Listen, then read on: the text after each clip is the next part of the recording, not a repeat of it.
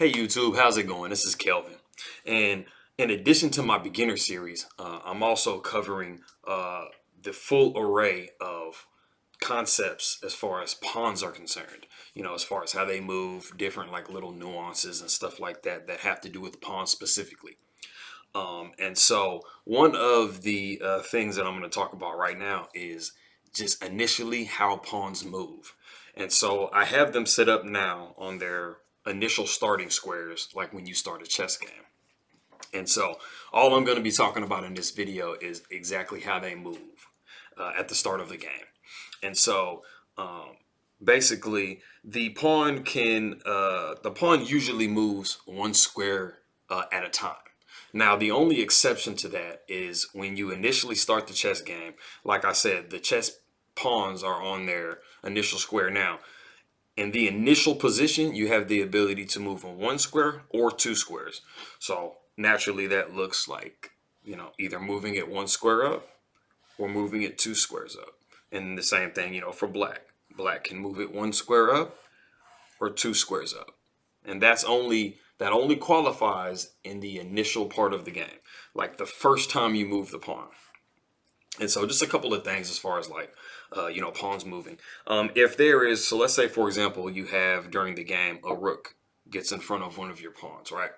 And so basically it's occupying one of the squares that you can usually go to when you first start the game. That basically means that now you cannot go into that square. And so that means that for this particular pawn, the only place that it can go is going to be right here. Because, the pawn doesn't have the ability to displace a piece. So, naturally you couldn't do, something like that, or just even push it up to the next square type deal. And also sometimes in the course of a game, you might have your pawns and they might be doubled. And so that would mean that your pawn could be possibly sitting directly in front of one of your pawns, or it can be even two squares in front of your pawns.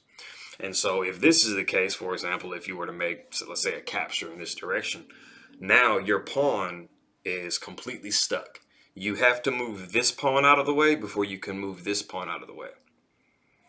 And then also, if you have your pawn two squares ahead of you, that basically takes on the same rules as I did for the rook, and it makes it to where your pawn can only move one square ahead.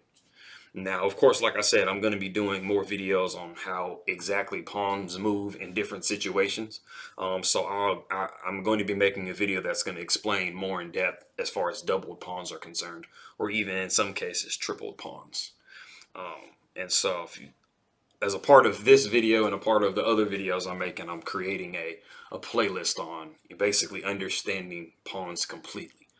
It can get a little complicated in certain situations. Of course, we're just talking about, just literally how the pawn is moving to start the game off. But as you can already see from the double and triple pawns and the different, terminology and stuff that's associated with it, it can get a little complicated. So yeah, like I said, that is the way that a pawn initially moves at the start of a game. And I appreciate it, guys. Go ahead and give me a subscribe and like, and let me know if there's any other concepts of any level that you'd like for me to talk about and explain. And I'll be more than happy to do it. All right, you guys have a good one. All right.